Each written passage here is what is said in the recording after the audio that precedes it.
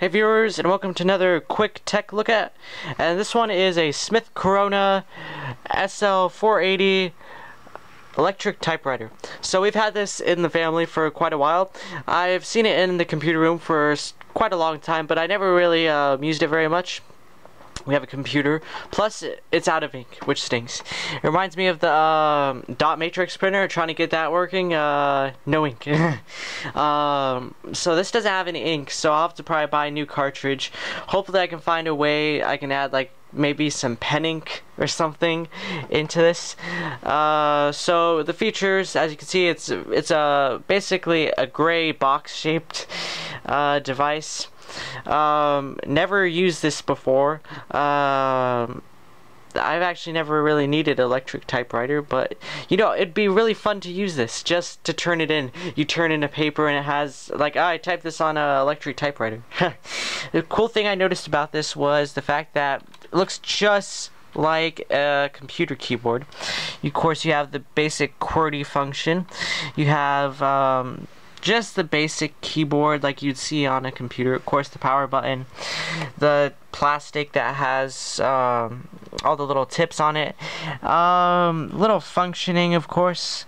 I think there's a lot of different second-hand keys here. Essentially, it's a keyboard and a print head. It's almost like let's say you have a printer, I realize, because this, of course, the hammer is all inked up and hits it at such a high speed with the paper in there. I tried to do it, but I realized there's no ink at all. You can't see it on here, but it actually did type it in. It's just that the ink's all dried up, so you can't see anything. That's where the paper goes. I just was looking at this quickly and realized the setup of it. You can lift this part up here. Oh, probably should turn that off. I'll turn it off. Unplug it.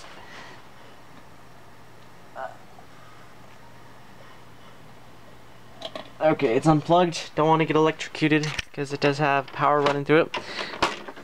There's the little oh cool, it comes, I just realized it comes with a little manual for, okay, it's the owner's manual. How to replace the